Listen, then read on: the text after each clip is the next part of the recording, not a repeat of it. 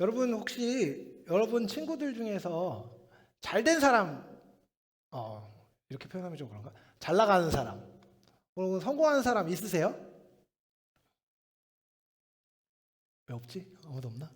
큰일 났네. 성공한 사람 없나요? 저는 사실 뭐 제 친구들 중에서는 빼어나게 성공한 친구들은 별로 없는 것 같은데, 그래도 그냥 먹고 사는데 지장 없이 살고 있는 것들을 보면 기분이 좋고 언제나 이렇게 감사한 마음이 듭니다. 여러분은 누군가가 성공했다라는 얘기를 들으면 어떤 기분이 드세요? 그리고 누군가가 이렇게 뭔가 굉장히 실패했다가 회복돼서 일어났다라는 얘기를 보면 여러분 어떤 감정이 드실까요? 사실 누가 잘 됐을 때 함께 기뻐할 수 있는 사람은 자존감이 높은 사람입니다. 그렇죠? 기뻐하는 사람들이 있으면 너무 좋은 겁니다. 누가 잘 됐다 이러면 오 너무 잘 됐다 이렇게 얘기할 수 있으면요 너무 기쁜 것이죠. 와 부럽다 이렇게 얘기할 수도 있습니다. 부러울 수 있죠. 근데 여러분 부러움을 넘어서 질투하거나 그 사람의 성공을 깎아내리는 경우도 있죠. 야, 나 걔 아는데 걔 그런 놈 아니야. 막 이런 식으로 뭔가 깎아내리는 경우도 가끔 보게 됩니다. 여러분 근데 이런 경우에 그 사람이 성공했기 때문에 그 사람을 고가워하고 싫어하는 걸까요? 아니면 그냥 그 사람이기 때문에 그런 걸까요? 보통은요, 성공, 회복, 잘 됐다라는 거에 방점이 찍혀서 누군가를 싫어하거나 미워하지는 않습니다. 오히려 누가가 중요한 것 같아요. 그 누군가의 방점이 찍히는 겁니다. 내가 사랑하는 사람, 내가 아끼는 사람이 잘 되면요, 너무너무 기쁩니다. 그런데 그 누군가가 나랑 사이가 안 좋거나 평소에 시쳇말로 좀 띠껍거나 고깝거나 이런 사람이면 좀 얘기가 달라지는 거죠. 여러분 인간은요 합리적인 동물이라고 저는 생각하지 않습니다. 합리적인 존재라고 생각하지 않아요. 인간은요 감정의 동물이에요. 제가 너무 단언했나요? 네, 여러분 인간은 많은 경우 감정의 동물입니다. 하지만 누군가에게 어떤 감정을 느끼는 이유는요 의외로 합리적인 방식으로 찾을 수 있습니다. 사실 제가 이제 청년들하고 얘기하다 보면 자주 만나는 이슈 중에 하나가 이제 관계 이슈예요. 그리고 관계 이슈 중에서도 여러분 아직 결혼을 안 했을 때이기 때문에 이제 연애 관련된 이슈를 사실 많이 얘기하게 됩니다. 근데 여러분 우리 어른들한테는 비밀로 하고 저 우리들끼리만 좀 얘기해 보자. 여러분 사람 좋은데 이유 있어요? 에이 없습니다. 사람 좋은데 이유 없고요. 사람 싫은데 이유 없습니다. 그냥 좋은 거예요. 보통은 이제 좋고 싫음은요 직관적인 이유로 그냥 직관적으로 느껴지는 걸로 결정이 됩니다. 하지만 결국 누군가와 누군가의 감정이 생겨나는 것은요 서로를 어떻게 바라보는지 그리고 그렇게 바라봤을 때 그 기대와 그 사람의 반응이 결합되어서 그 사람에 대한 평가가 나오고 그 사람을 좋아하거나 싫어하게 되는 경우가 많은 거죠. 지난주부터 이제 탕자의 비유를 우리가 함께 보고 있습니다. 근데 탕자의 비유가 지난주에 이제 잃어버린 그 탕자가 돌아와서 끝나면 좋은데 그게 아닙니다. 대놓고 죄인인 그러니까 아빠한테 죽으면 나에게 올 유산 달라고 얘기하는 그 진짜 배은망덕한 탕자에 더하여서 또 다른 아들이 이 본문의 등장인물임을 요즘에 많이 주목하여 봅니다. 여러분 그 옛날에는 탕자 하면은 무조건 그 한 명이었는데 요즘에 탕자 하면 집에 있는 탕자까지도 많이 보는 경향들이 있는 것 같아요. 오늘은 그 사람을 좀 보려고 합니다. 그리고 우리는 어떤 모습으로 있는지 그리고 아버지와 어떤 관계를 맺는지를 좀 생각해 보려고 해요. 여러분 어깨를 한번 좀 펴보실래요? 왜 이렇게 다들 이렇게 뭔가 굽어 있는 것 같은 느낌이 드네요. 여러분 어떤 아들이 아버지를 떠나서 먼 나라로 갔습니다. 유산을 미리 받아서 갔는데 거기서 허랑방탕해서 돈을 다 써버리고 아무것도 남지 않게 되었습니다. 더 이상 버틸 수 없게 됐을 때 아버지를 떠올리고 돌아와서 이제 아버지한테 왔죠. 아버지가 그를 향해 달려와서 그를 안고 즐거워하고 잔치를 베풉니다. 엄청 즐거운 장면이죠. 네, 여러분 이 즐거움 옆에 또 다른 감정이 하나 발견되는데 오늘 본문에서 발견되는 감정입니다. 아까 말했던 고가움의 감정을 가진 사람이 오늘 발견되는 거죠. 사실 고가움이라는 표현으로만 말하기에는 이 감정의 크기가 꽤나 큽니다. 미묘한 감정을 넘어서는 커다란 분노가 오늘 본문에서 발견됩니다. 이 분노를 바라는 사람이 누구예요? 맏아들 혹은 큰아들로 불리는 사람입니다. 여러분, 이 입장이 다른 이 사람을 우리가 한번 살펴보면 좋겠어요. 여러분, 큰아들을 한번 보십시오. 여러분, 큰아들이 어디서 왔다고 얘기해요? 본문을 보면 밭에 있다가 돌아왔다고 얘기합니다. 여러분, 밭에 뭐 하러 갔을까요? 밭에 이제 고스톱 치러 갔을까요? 아니요, 그럴 리가 없습니다. 밭에 가서 일하다 돌아온 거예요. 그렇죠?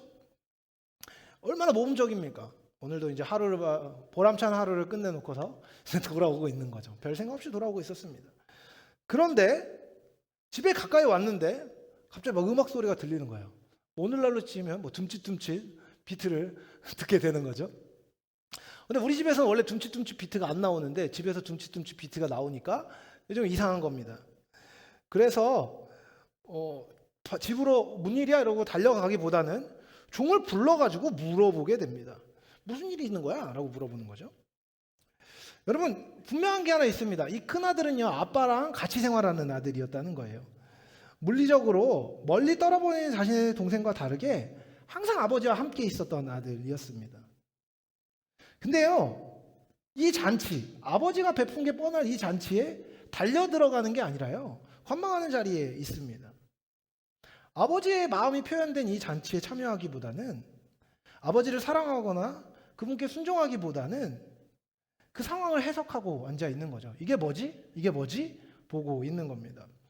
물론 이것만 봤을 때는 그냥 신중한 사람, 사려 깊은 사람으로 여길 수도 있겠지만 이 잔치의 이유를 알아가는 과정에서 이 사람은 분노를 하게 됩니다.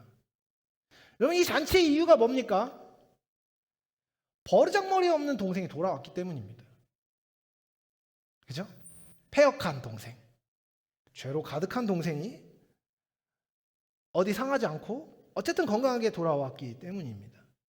이 사람이 회복됐기 때문이죠. 여러분, 기쁨의 잔치가 열렸는데 조건이 없었습니다. 그걸 본 거죠. 누군가의 회복, 누군가의 돌아옴은요, 사실 기쁨의 이유가 되고 기쁨의 잔치를 열 만한 동기가 되는 일입니다. 근데요, 맏아들은 분노합니다. 그리고 잔치에 참여하라는 아빠의 권함을 거부합니다. 왜 그랬을까요? 여러분, 근데 이 감정이 전혀 이해가 안 되지는 않습니다. 아니, 오히려 좀 약간 이해가 되는 편이지요. 여러분, 밭에서 돌아온 이 맏아들은요, 허랑방탕하던 아들이 돌아왔을 때 특별한 잔치가 열린 것 자체가 불공평하다고 느꼈을 수 있습니다. 생각해보세요. 여러분, 밭에서 열심히 일하고 왔는데 자기 앞에 놓여 있는 건 뭐였죠? 자기를 위한 잔치가 아니라 패역한 동생을 위한 잔치였습니다. 여러분, 이 큰아들이 밭에서 돌아올 때 아빠가 야, 너 잘 왔다 이러면서 잔치를 베풀어 주나요? 아니요. 그냥 오면 수고했다 어깨 쳐주고 끝나는 겁니다. 그렇죠? 여러분, 밭에서 올 때마다 잔치를 해주면 집안 살림이 거덜날 거 아니에요. 당연히 잔치는 베풀어 주지 않습니다. 그렇게 해서도 안 되죠.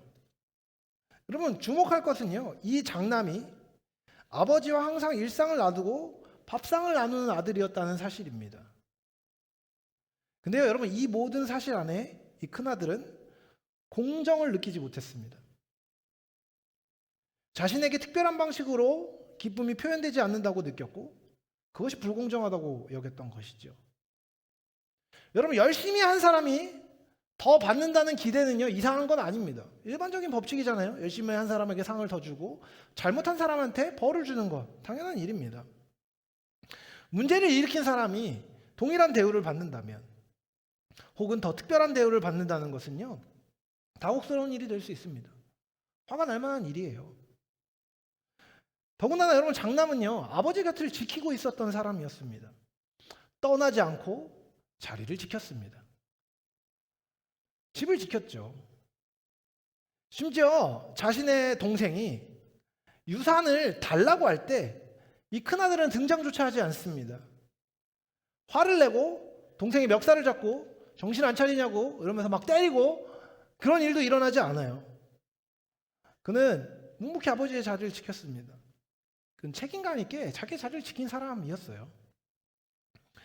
여러분, 이 사람 입장에서는요, 정말 화가 났을 만한 일이라고 생각하는 게요, 여러분, 공동체가 있으면 질서를 잡아야 되지 않겠습니까? 잘못한 사람은 혼이 나고 잘한 사람은 상을 받는 게 공동체의 질서를 잡는 일입니다. 죄인을 덮어주고 죄를 덮어주고 그를 환영해주는 일은요, 공동체의 질서에 어긋나는 것이라고 생각했을지도 모릅니다. 여러분, 회개에 합당한 열매를 맺으면 당연히 받아줄 수 있습니다. 거기서 죄를 뒤집어 쓰고 아버지 잘못했어요 싹싹 빌고 거기는 공동체 구성원들한테 다 미안하다고 얘기했으면 이 맏아들이 받아줬을지도 몰라요. 거기다가 이 장남은요, 자신이 열심히 아버지 자리 옆자리를 지켰기 때문에 상을 받아야 된다고 생각했을지도 모릅니다. 근데 그와 같은 성과에 대한 보상에 대한 기대가 완전 흔들리는 사건이 일어난 겁니다. 아무것도 하지 않은 동생이, 아니 아무것도 하지 않은 것을 떠나서 집에 타격을 입히고 가산을 탕진하고 집안을 흔드는, 집안에서 기둥뿌리를 뽑아버린 이 동생이 환영을 받는 겁니다. 여러분, 근데 이 큰아들이 동생을 누구라고 얘기하죠? 아버지의 이 아들이라고 얘기합니다. 내 동생 아니고 아버지의 아들이라고 표현하는 거예요. 거리를 두는 거죠. 여러분, 여기에는요, 상처가 섞여 있습니다. 그리고 자기를 보호하고자 하는 본능이 섞여 있습니다. 여러분, 그렇게 패역한 사람, 자기 마음대로 사는 사람, 벌받아 마땅한 사람을 받아들이면 공동체의 질서가 무너지지 않을까요? 악을 가볍게 여기면 안 되는 거 아닙니까? 그는 생각했을 겁니다. 그에게 이 동생이 회복되는 것 자체의 가치는요, 눈에 들어오지 않았습니다. 또 다른 가능성은 그가 자기가 인정받지 못하고 있다고 느꼈을지도 모른다는 겁니다. 여러분, 어떻게 생각하세요? 이 큰아들이 느끼는 감정, 여러분 이해가 되시나요? 저는 이해가 되는 편인 것 같습니다. 여러분, 공정성에 대한 감각은 죄가 아닙니다. 옳고 그름을 따지고 무엇이 옳은지 무엇이 틀린지, 그 옳고 그름이 공동체 안에 어떻게 관철되어야 되는지에 대한 고민은요, 필요한 것입니다. 당연한 것이죠. 질서 감각 당연히 있어야 하는 것입니다. 하지만 그 공정함으로 은혜를 재단하기 시작하면요, 문제가 생겨나는 것입니다. 여러분, 이런 느낌이나 감정은요, 옳고 그름을 떠나서 자연스러운 것이고 충분히 이해할 수 있는 것입니다. 그러나 그 감정이 이끄는 결론은요, 생명을 살리는 것과는 상관없는 일입니다. 날카로운 옳고 그름은 그 자리에 있지만 참된 사랑과 긍휼, 아름다움과 생명은요, 그 자리에서 피어날 수 없는 꽃인 것이죠. 여러분, 그는 왜 기뻐했을까요? 왜 기뻐할 수 없었을까요? 가장 근본적으로는요, 그가 올바른 지식을 갖고 있지 못했기 때문입니다. 그의 아버지에 대한 이해가 그릇되었기 때문이죠. 팀 켈러 목사님은요, 자신의 책 탕부 하나님에서 이 큰 아들이 스스로를 종처럼 느끼고 살고 있었다고 단언합니다. 왜 그렇습니까? 그가 사용하는 언어 때문입니다. 여러분, 그는요, 아버지에게 이렇게 얘기합니다. 여러 해 동안 제가 아버지를 섬겼고 아버지의 명령을 어긴 적도 없는데 아버지는 자신에게 하찮은 것도 준 적이 없다고 말한 것이죠.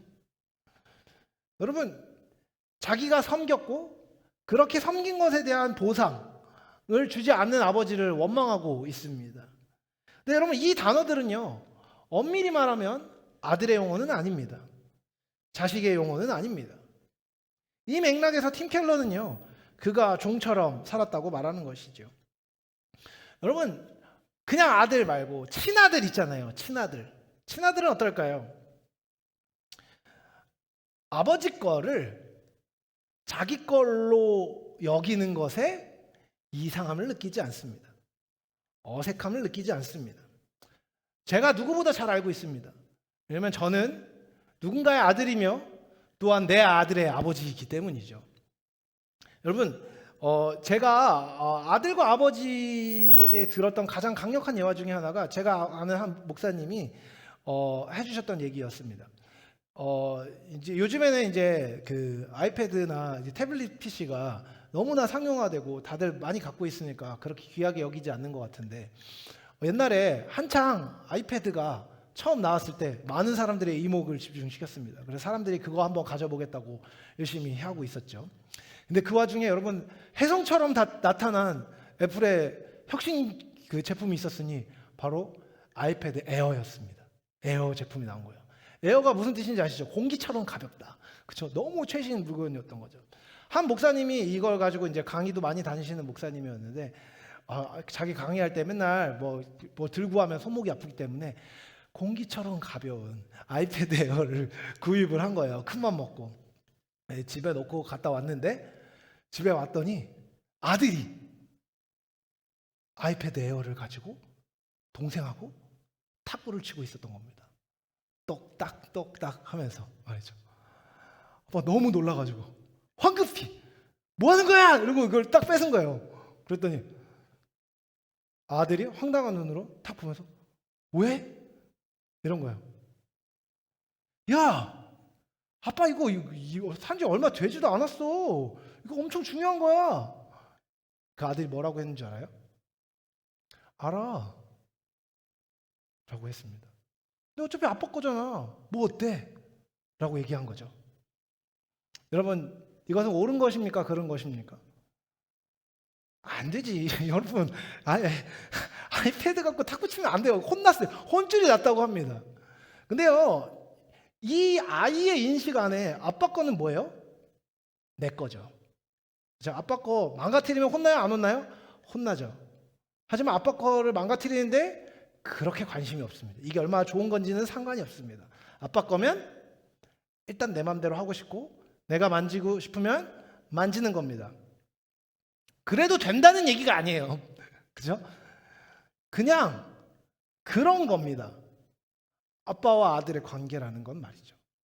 아버지의 것을 나의 것으로 여기고 나에게 아빠가 해주는 것을 이상하게 여기지 않는 것이지요. 며칠 전에 사실 저희 첫째 아들을 아주 혼쭐 낼 만한 일이 있었습니다. 이 아이가 저를 얼마나 많이 닮았는지 방이 정말 엉망이에요. 엉망진창이어가지고 저희가 1년 동안 매일매일 항상 방을 치우라고 얘기했습니다. 하지만 1년 동안 매일매일 방을 치우지 않았죠. 그래서 방이 너무 더러워가지고 도저히 안 되겠다 해가지고 한번 정색을 하고 엄청 청소를 시켰습니다. 그래가지고 너 오늘 청소하기 전까지 잠 못 잘 줄 알라고 이러면서 제가 초등학교 4학년짜리를 11시까지 청소를 시켰습니다. 대단하지 않습니까? 이를 악물고 얘가 졸면서 막 울고 있는데도 제가 청소를 막 시켰어요. 그러면서 너무 하면서 엄청 혼내고 나서 다음날 이제 조금 분위기가 가라앉고 감정이 가라앉았을 때 아들을 불러서 이제 얘기를 했어요. 야, 너 진짜 우리 집에 6식구가 있는데 6식구 중에 방에 있는 사람이 너밖에 없다. 방을 잘 정리하고 치우고 해야 되지 않겠냐.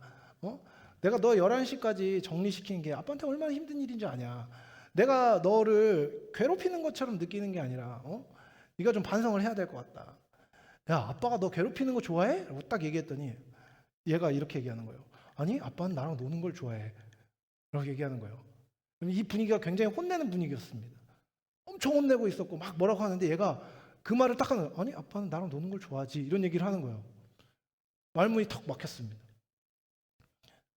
그러니까 얘는 분위기 파악이 안 되는 거예요. 엄청 혼내고 있고 그렇게 하면 좋겠어. 아니에요. 죄송해요. 이런 말이 나와야 되는데 자기 진짜 생각이 직관으로 나오는 거죠. 아니, 아빠는 나랑 노는 걸 좋아해. 여러분, 아들한테 아빠는 그런 겁니다.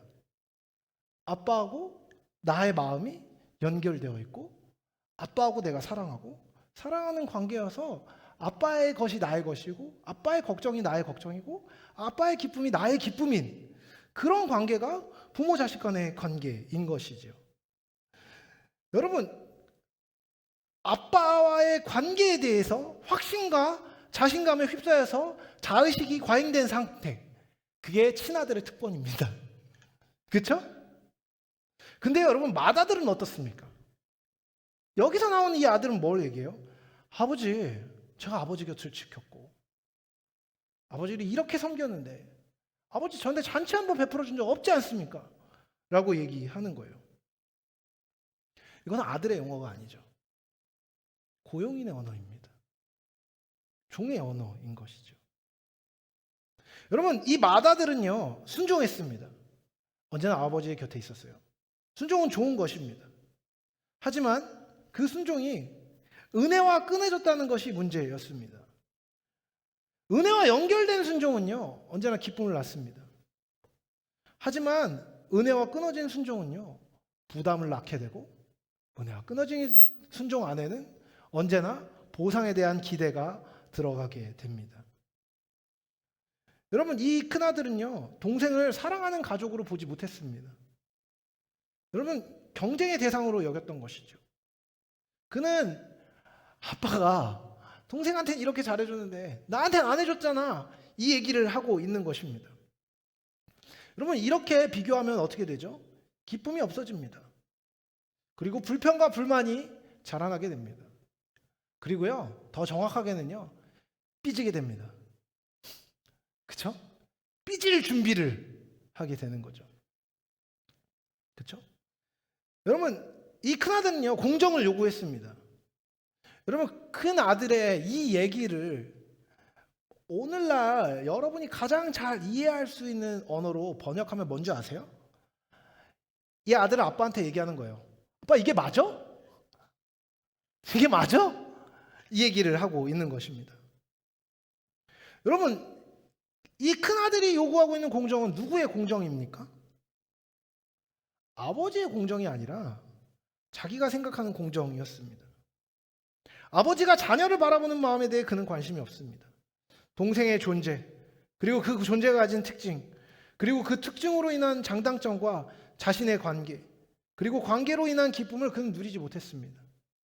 누리지 않았습니다. 그는 동생을 거절했습니다. 그에게 동생은 이 당신의 아들이지 나의 동생이 아니었습니다.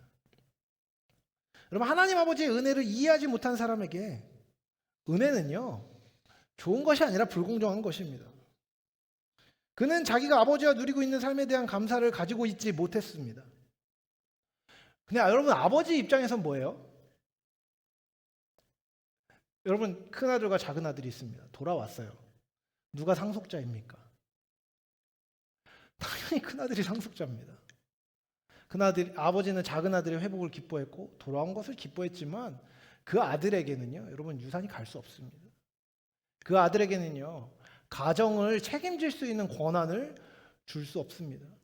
그저 그를 살리고 그를 재활하고 그가 회복되도록 돕는 일에 아버지의 관심이지만 아버지는 이 아들에게 자신의 것을 맡길 수 없습니다.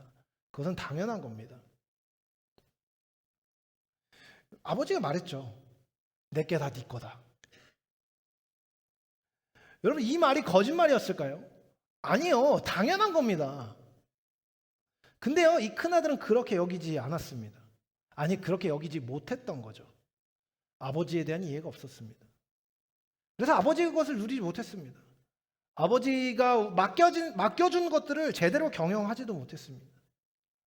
여러분, 이 큰아들의 언어를 보면요, 이 아들이 참고 있다는 게 느껴집니다. 내가 이걸 하고 싶은데 안 했어. 내가 소를 잡아서 잔치를 배설하고 싶은데 안 했어. 더 큰 상을 받기 위해서 안 했어. 내가 이 정도 참았으니까 날 봐줘야 돼 라는 언어가 느껴지죠. 근데 여러분, 여기서 굉장히 중요한 포인트가 있습니다. 뭔지 아세요? 아버지는 참으라고 한 적이 없습니다. 아버지는 소 잡아서 고기 구워 먹지 말라고 얘기한 적이 없습니다. 아버지는 네가 네 친구들하고 누리고 싶으면 누리지 마. 누리고 싶어도 절대 안 돼. 참아. 라고 얘기한 적이 없습니다. 왜요? 아들이 하고 싶으면 해도 괜찮으니까요. 아버지한테는 자기 것은 큰아들의 것입니다. 큰아들이 뭘 해도 상관없어요. 큰아들이 고기를 잡아서 소를 잡든 돼지를 잡든 잔을 돌리든 잔치를 만들든 그것은 누가 해도 되는 겁니까? 큰아들이 해도 되는 겁니다. 누려도 되는 것이 있는데 누리지 않으면서 자기가 참았다고 주장하는 것은 여러분 꼬장입니다. 그의 참음은요, 방향이 없는 것이었습니다. 여러분, 이런 요소들이 이 큰아들을 지치게 만들었던 것입니다. 그는 하나님 아버지를 섬겼지만 그는 기쁨을 소유하지 못했고 마음이 메말라 있었습니다. 그래서 그는 기뻐할 수 없었습니다. 그는 기뻐하지 않은 게 아닙니다. 기뻐할 수 없었습니다. 그는 기쁨을 상실한 상태에 있었습니다. 기쁨이라는 것이 그의 삶에 없었던 것이죠. 여러분, 그리고 이제 장면이 바뀝니다. 그의 아버지가 먼저 그에게 나옵니다. 그가 왔다는 얘기를 들은 건지 봤는지는 모르겠습니다. 하지만 아버지는 문 밖을 나와서 밖에서 삐져 있는 이 아들에게 손을 내미십니다. 하나님 아버지는 우리가 변하기를 기다리고 계시지 않습니다. 탕자에게, 개차반인 둘째 아들에게 그랬듯 아버지는 먼저 다가오십니다. 그리고 큰아들에게 이렇게 말씀하십니다. 나는 항상 너와 함께 있다. 그리고 너도 나와 항상 함께 있지 않았니? 여러분, 하나님은 이 장자가 자신의 적법한 장자이고 상속권을 모두 소유한 유업을 잇는 자임을 명확하게 말씀하십니다. 내 것이 다 네 것이다. 이미 은혜는 너에게 속한 것이다 말씀하십니다. 그리고 장자인 네가, 소유를 가진 네가 잃어버리고 불쌍하게 된 자를 얻었으니 기뻐하는 것이 마땅하단다 라고 장자의 품격을 이야기하시는 것이죠. 들어오라고 말씀하십니다. 여러분, 이것은 무엇입니까? 명령입니까? 아니요, 초대입니다. 여러분, 기쁨이라는 것은요, 억지로 만들어지는 게 아닙니다. 하지만 그럼에도 불구하고 이미 기뻐하고 있는 아버지의 잔치에 참여하는 것은요, 아들이 해야만 하는 것입니다. 여러분, 아버지는요, 그가 가진 부정적인 감정을 무시하지 않았다는 것을 기억하십시오. 그가 어려워하고 힘들어하는 것을 아버지는 알고 계셨습니다. 하지만 아버지는 그 감정을 바꾸라고 얘기하시기보다 그의 기준을 바꾸라고 말씀하십니다. 자기중심적으로 공정을 추구하는 그 모든 것으로부터 생명을 살리는 은혜로 바꾸라고 말합니다. 너그러움을 가지라고 얘기하는 것이죠. 소모적으로 동생과 자신을 비교하는 것을 멈추고 그 동생을 품는 생산적인 관계로 나아가라고 말씀하십니다. 아버지에게 나 이렇게 열심히 했으니까 나 이거 주세요. 난 왜 안 줬어요? 라고 원망하는, 보상을 바라는 품꾼의 태도에서 이미 모든 것을 소유한 주인으로서의 태도를 갖추라고 말씀하십니다. 아량을 가진, 넓은 마음을 가진 주인의 모습을 가지라고 말씀하시는 것이죠. 그렇게 기준을 옮기라고 오늘 아버지는 우리에게 말씀하십니다. 여러분, 이제 이 질문은 돌아서 우리에게 옵니다. 여러분, 어떤 마음으로 돌아올 사람을 맞이하시겠습니까? 그리고 사람들을 돌아오라고 얘기하시겠습니까? 여러분, 이 공동체를 떠난 사람들이 다 같은 동기로 떠났을까요? 그렇지는 않습니다. 이사가면서 나간 사람도 있고요. 한편으로 삐져서 나간 사람도 있을 겁니다. 패역한 마음으로 떠난 사람도 있고 상처받아서 떠난 사람도 있을 것입니다. 연약한 사람도 있을 거고 자기가 잘나서 떠난 사람도 있을 겁니다. 근데 여러분, 그런 사람들이 여러분 회복돼서 이 자리를 가득 채우면 여러분 기쁠까요? 안 기뻐요? 기뻐야 되는 겁니다. 근데요, 그 사람들이 오면 좀 부담스러운 겁니다. 그 사람들이 회복되면 약간 뻘쭘해요. 그 사람들의 회복을 전심으로 바라지만 이 자리에서 회복되는 것을 또 바라지는 않는 복잡한 마음들이 우리의 마음인 것을 저는 알고 있습니다. 왜 그럴까요? 여러분, 이 공동체를 우리는 열심히 지키고 있으니까요. 이 공동체와 함께 예배하고 함께 세워가는 것에 관심을 가지고 있으니까 그것에 관심을 가지고 있지 않는 사람들이 와서 그것의 유익만 따먹는 것을 불공정하다고 느낄지도 모릅니다. 그리고 이미 지키고 있었기 때문에 우리가 했던 일들, 우리가 공헌했던 일들이 우리의 의가 되어서 그 사람들보다 더 의로운 자리로 가고 싶은지도 모르지요. 그리고요, 누군가가 그릇된 기준을 가지고 있을 때 돌아오면 그 사람이 물을 흐릴까봐 걱정될지도 모릅니다. 그 사람의 죄, 그 사람의 허물, 그 사람의 연약함, 그 사람의 미성숙한 생각, 미성숙한 태도, 미성숙한 행동이 우리를 흐리고 우리를 불편하게 할 것에 대한 감각을 우리는 갖고 있습니다. 그리고요, 무엇보다도 그냥 그 사람이 꼴 보기 싫을 수도 있습니다. 여러분, 그런 마음들, 오랫동안 교회 공동체를 지키고 있었던 사람들이 품게 되는 것은요, 이해가 될 수 있습니다.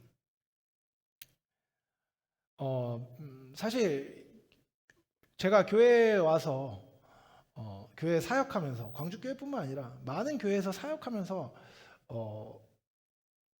듣게 되는 말 중에 가장 마음 아픈 말 중에 하나가 뭐냐면 성도들이 부흥을 원하지 않는다는 얘기입니다. 무슨 말인고 하니 여러분, 사람들이 새로운 사람들, 오래된 사람들 혹은 교회를 떠난 사람들이 안 돌아왔으면 좋겠다고 얘기하는 걸 죄송하지만 몇 번 들어본 적이 있습니다. 아니, 꽤나 많이요. 그냥 우리끼리 있으면 좋겠어요. 새로운 사람 안 오고 그냥 우리끼리 분위기 좋으니까 이렇게 있으면 좋겠어요 라는 말을 사실 많이 들어봤습니다. 누군가 오면 새로운 사람을 적응시키고 혹은 적응했다가 떠난 그 사람이 뻘쭘해할 때 그 사람에게 손을 내밀고 함께하는 일들은 여러분 어떻습니까? 불편한 일입니다. 하고 싶지 않은 일이죠. 말을 건네는 것, 그리고 새로운 사람들이 적응할 수 있도록 하기 위해서 손을 내미는 것, 그리고 새로운 사람에게 어떤 반응이 올지 모르지만 용기를 내서 문자 하나 하는 것, 카톡을 하나 하는 것, DM을 하나 보내는 것, 힘든 일입니다. 그리고 심지어 그 사람이 아예 처음 온 사람들이면 조금 덜 불편한데 나랑 서로 존재는 아는데 안 친한 사람인 경우 더 불편하죠. 너무 불편해요. 그렇죠? 그리고 그 사람이 와서 우리끼리 이미 공유하고 있는 공감대로 파고 들어올 때 그것들을 받아주는 일들이 귀찮고 힘듭니다. 어렵죠. 이해가 됩니다. 근데요, 여러분, 새로운 사람들이 아버지의 자녀로 받아들여져서 예수 그리스도를 믿는 믿음을 갖게 되는 것을 우리가 기뻐하지 못하는 그 동기의 밑바닥에는 무엇이 있습니까? 이기적인 마음이 있습니다. 그리고 더불어서 하나님 아버지의 마음을 이해하지 못하는 무지가 있는 것이지요. 아버지의 기쁨이, 아버지의 마음이 우리의 마음이 아닌 겁니다. 여러분, 기쁨이 살아있으면요, 하나님 아버지하고의 관계, 하나님 아버지를 사랑하는 그 마음의 기쁨이 살아있으면요, 공정함이라는 가치는 상황을 분별하는 중요한 기준이 됩니다. 그리고 그 분별 위에 긍휼이 더해질 때 생명을 살리는 올바른 도구가 됩니다. 여러분, 책임감 있게 공동체를 지키던 사람들에게는 당연히 안정감이 있습니다. 그 안정감은요, 공동체를 지탱해주는 중요한 일입니다. 근데요, 여기에 하나님의 기쁨이 없으면요, 책임감은 그것을 흘릴 것 같아 보이는 모든 사람들과 거리를 두는 것에 정당화시켜주는 이유가 됩니다. 거리두기의 이유가 되어주는 것이죠. 여러분, 우리가 큰아들과 같이 되지 않기 위하여서 누군가의 회복, 누군가의 돌아옴, 누군가가 예수 그리스도를 만나는 것을 함께 기뻐하기 위해서 필요한 건 무엇입니까? 환영을 잘하는 스킬을 키우는 것일까요? 우리의 MBTI에서 E 성향을 조금 더 늘려가지고 F의 성향을 좀 더 늘려가지고 사람들을 맞아주고 어서 오세요를 하는 방법을 열심히 배우면 여러분, 다른 사람이 오는 것을 기뻐할 수 있습니까? 그렇지 않습니다. 하나님과의 관계에서 기쁨을 회복해야 합니다. 여러분, 아버지는요, 동생을 편애해서 기뻐한 것이 아닙니다. 아버지는요, 관계에 대한 올바른 소망을 가지고 잃은 자를 바라고 그의 회복의 의미를 아셨기 때문에 기뻐하셨습니다. 기쁨이 원인이고요. 그 기쁨으로 말미암아 아들을 환영할 수 있었던 것입니다. 여러분, 우리 공동체는 어떻습니까? 기쁨이 있는 공동체입니까? 기쁨이 있는 공동체에는요, 반드시 자리가 만들어지게 되어 있습니다. 반대로 기쁨이 없는 공동체에는요, 자리가 있어도 앉을 수 없죠. 여러분, 사람은요, 물리적인 공간에 들어오는 게 아닙니다. 정서적인 공간으로 들어옵니다. 그 정서적인 공간은 기쁨에서 비롯됩니다. 여러분, 그 기쁨은 어디서부터 오는 겁니까? 여러분의 삶의 공고함이 사라지면 기쁨이 생길까요? 여러분, 내일은 더 기뻐질까요? 내일은 여러분의 직장 생활이 더 기뻐질까요? 내일은 여러분의 사업이 더 확장되고 번창할까요? 내일은 여러분의 학업이 더 좋아짐으로 말미암아 여러분의 기쁨이 늘어날까요? 아니요. 그것은 여러분의 기쁨을 늘리는 계기가 되지 않습니다. 오히려 여러분은 계속해서 바빠질 것입니다. 여러분은 계속해서 분주해질 것입니다. 여러분의 마음이 흩어진 일들은 너무나 많을 것입니다. 여러분, 근데요, 그럼에도 불구하고 기쁨이 되는 것은 무엇입니까? 아버지의 사랑을 확신하고 아버지의 사랑 안에, 그 사랑의 관계 안에 있는 기쁨이 커지면요, 정서적인 공간이, 공동체의 공간이 생겨나는 겁니다. 그저께 제 막내 아들이 이제 입원을 했습니다. 입원을 해가지고 제가 좀 우울하고 꿀꿀했어요. 근데 어저께 이제 사역을 하기 위해서 여러 가지 상황을 뚫고 제가 이제 교회에 도착해서 이제 사역을 하려고 하고 있는데, 제 아내한테 이제 카톡이 온 거예요. 카톡의 내용인즉슨 뭐냐면, 애들이 막 놀고 있는데 갑자기 어떤 것들에 대해서, 자, 한마디로 얘기하면 아빠를 칭찬하는 내용이 많이 있었던 겁니다. 그래서 갑자기 막 애들이 막 싸운 놀이를 하다가, 안 되겠다, 찬스다, 아빠 소환! 이래서 아빠를 소환하면 아빠가 와가지고 문제를 해결하고 가는 설정을 애들이 해놓은 거예요. 그 설정을 보고 아내가 너무 빵 터진 겁니다. 여보, 당신이 그래도 아들들을 잘 키운 것 같아. 아들들이 아빠를 참 좋아하는 것 같아. 이런 얘기를 듣는데, 제가 막 도파민을 갑자기 이렇게 뭔가 주사 맞은 것처럼 휙 나면서 기분이 너무 좋은 거예요. 그래서 하루 종일 너무너무 힘들었는데 너무너무 기분이 좋았습니다. 그 자녀들하고의 관계가 솔직히 이제 셋을 다 만나면 너무 힘들긴 하거든요. 육체적으로 계속 달라붙으면 너무 어려워요. 몸이 막 진짜 기가 쭉쭉 빨립니다. 근데요, 이 아이들과 내가 갖고 있는 사랑의 관계가 하나님이 허락하신 귀하고 아름다운 것이라는 것을 계속해서 확인하는 과정 안에서 어려움이 사라지는 게 아니라 그 어려움을 뛰어넘을 수 있는 기쁨이 허락되는 것을 경험하게 되었습니다. 여러분, 아버지 하나님이 여러분을 사랑하신다는 것을 여러분은 어떤 경로로 경험하고 계십니까?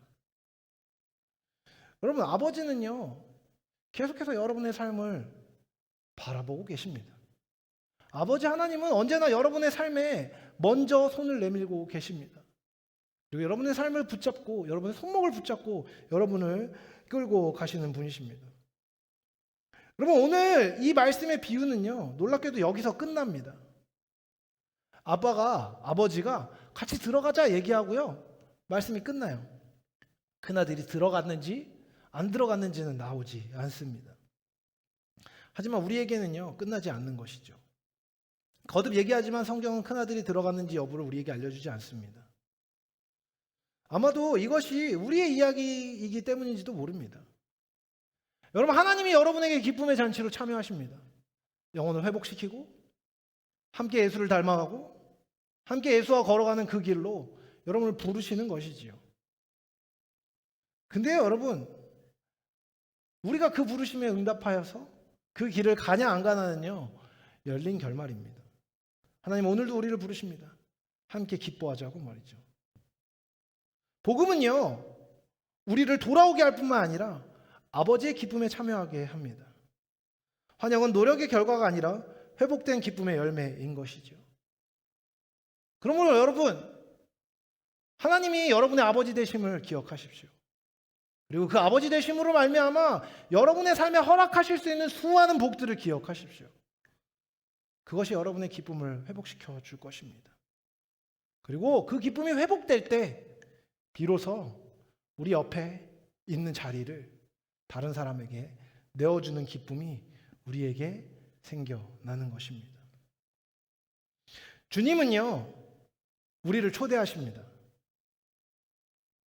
종의 자리에서 아버지의 자리를 함께할 자리로 말이죠. 여러분, 아버지는 하나님이 우리에게 원하시는 자리가 어딘지 아세요? 바로 여러분이 호스트가 되는 겁니다. 여러분이 상속자의 자리에서 상속자다운 정체성을 가지고 유업을 이은 자의 정체성을 가지고 그 기쁨을 가지고 사람들을 향해 복음을 말하고 복음으로 초청하고 그 기쁨의 잔치를 베풀어서 그 기쁨의 잔치로 초청하는 자리를 여러분이 취하기를 원하시는 것입니다.